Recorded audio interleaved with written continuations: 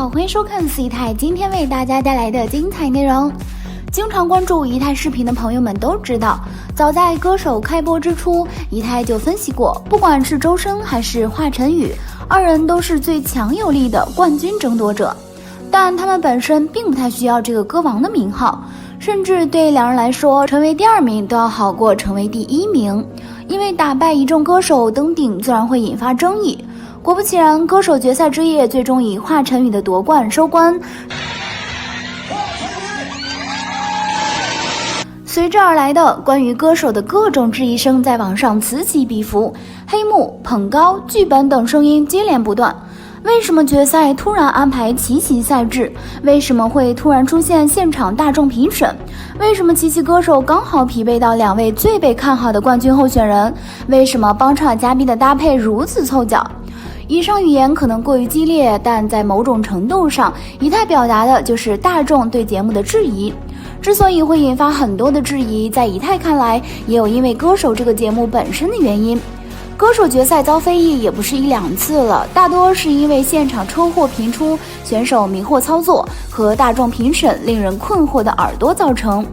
作为一个竞演类节目，本身呢就很容易在公平性和有无剧本方面遭受质疑。这些年歌手不断的播出，但是对于节目的质疑却越来越大，甚至有时候还没开播就已经快要能看出来歌王最终是谁的归属情况了。而在播出时也常常会因为票数跟观众意想不一致而遭到非议，所以歌王并不能带给华晨宇太多的证明，反而会让华晨宇因为歌王而备受争议。对于本来就拥有超强实力的华晨宇，这次配合大师姐李宇春给大家带来的歌坛确实足够惊艳，曲风很能代表他本人，整场演唱完美无瑕，凭实力这冠军非他莫属了。但结果是伴随着节目的骂声不断，也无辜躺枪了，因为节目自带的水分让冠军变了味儿了。华晨宇实在憋屈，华晨宇、米西亚、周深，姨太觉得这三人谁拿歌王对我来说都不意外，都是有实力在的，所以节目组大可不必来一波令人奇怪的操作，就大大方方的让这些歌手们公平竞争，这样不管谁拿了歌王，就算其他家的粉丝也一样会难受，但也不至于发酵到这个地步。所以如果湖南台真的做了网友所说的那些操作，那姨太只能说这简直可以当做节目操作的反面教材了吧。这么搞下来，不仅各家粉丝都不满意，而且节目自己的名声也臭了。虽说这几年歌手的风评一直不太好，前几年的收视率也是连年下降，可这次不禁引起了观众对节目本质的质疑。歌手这样一个曾经以真诚风靡全国的音乐节目，如今难道连最后一点初心都守不住了吗？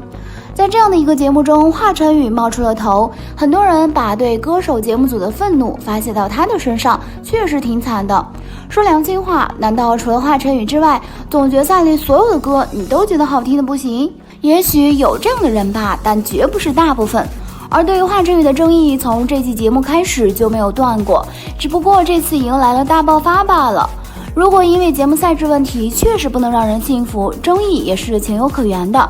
但是喷华晨宇，姨太觉得大可不必。只拿他参加本季歌手的几次表演来说，演唱《寒鸦少年》时，他的身体带着有些神经质的抽动，在斗牛中，他模仿了牛的叫声和动作，拿下歌王的那首歌坛反复切换着声线和音乐的风格，时而是摇滚，时而又变成了低沉的抒情歌唱，最后在跪地嘶吼的高音中结束。怎么这么怪呀？这是许多人的第一反应。别的歌手都是老老实实唱歌或者在跳跳舞，相比之下，华晨宇真的很出格，而这些恰恰是歌迷钟情于他的原因。华晨宇的歌的确不太一样，他没有在情歌的创作和演唱上投入那么大的精力。我们都是孤独的，好想爱这个世界啊！关照现代人复杂脆弱的内心图景，地球之言思考人与天地，是写给地球的情书。爱也是一首无字歌，用实验性的人生表达对生命的感受。华晨宇的曲风总是有些阴郁，带着挥之不去的孤独，这与他的成长环境不无相关。既然人们可以接受音乐剧和歌剧演员边唱边演，华晨宇为什么不行呢？双方辩友各执己见，谁也说服不了谁。这样的争论从2013年华晨宇出道就开始了。参加快乐男声时，他演唱了一首没有填词只有哼唱的无字歌。评委席里，蔡国庆困惑地叫停，尚雯婕却力挺他有天才的潜质。华晨宇自己倒无所谓别人怎么说他，每个人的想法都是自由的，任凭风吹雨打，他都对音乐保持着献祭一般的虔诚。为了让嗓音保持纯净，演出前他可以饿上2天。这次歌手的决赛前，他又3天没吃东西。别人笑我太疯癫，我笑他人看不穿，于他真是再合适不过的评价了。参加这期歌手时，华晨宇诚恳地表示，希望能让观众看到中国流行音乐并非只有那些被不断翻唱的老歌，经典是经典，但还是要有一个每个时代的音乐。华晨宇可以代表一个新的时代吗？至少他的确走在那些不可阻挡的趋势前沿。2018年华晨宇的鸟巢演唱会开票时1分56秒全场售罄。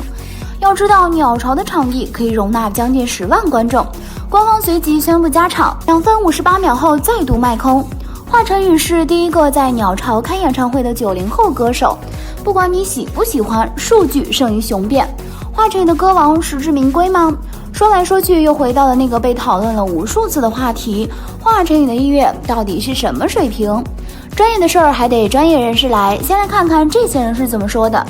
天一副教授，歌手的音乐总监山河对华晨宇的评价很高。周杰伦御用编曲人钟兴民老师说，华晨宇把流行乐歌手的地位和艺术价值提升了一个档次。阿里音乐董事长音乐人宋柯对华晨宇的评价也是夸张的高。乐坛泰斗刘欢在新歌声上给自己战队的选手选了华晨宇的歌，说他虽然年轻，但水准很高。当然还有粉丝列举的林夕、陶晶莹、陈奕迅、王力宏等等乐坛前辈对华晨宇的彩虹屁，但无法考证真假，所以不予列举。从专业人士评价来看，撇开粉丝的邪教式宣传和大众对流量一无是处的首因印象，华晨宇是相当有实力的。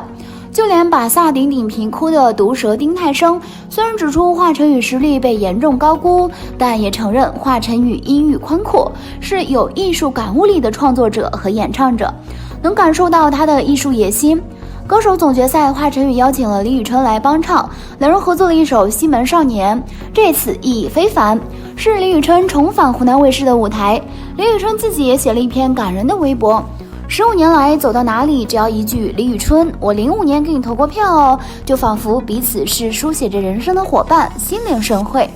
激动的导演洪涛都在社交平台发长文官宣总决赛，请到了李宇春作为嘉宾演唱。洪涛此前多次邀请李宇春未果，而且李宇春本人也是对音乐有着高要求的人，这次愿意出山帮唱华晨宇，也可以看出华晨宇身上的实力还是得到了很多认可的。说句公道话，华晨宇如今被群嘲成这样，以至于上升到人身攻击的程度，真的大可不必。无论对于节目还是歌手，我一直觉得懂得珍惜羽毛是很重要的，而具体要怎样珍惜自己的羽毛，就看他们自己的选择啦。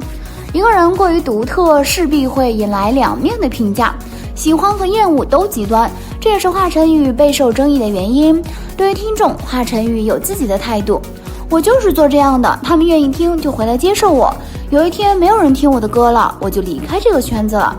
孤独的灵魂之所以孤独，是因为没有人懂，但其实他早已不再孤独，所以他更多的歌曲表达的是对这个世界的关怀。音乐类型多种多样，每个人喜欢的点都不同。华晨宇的歌，仪态更喜欢看现场视频，很想看演唱会。他的作品展示内心，喜欢的自然懂。仪态比较不明白的是，不懂的为什么要来黑？胡谈都糊了，人人都能支持自己喜欢的歌手，而不去黑别人，胡谈就焕发新生了。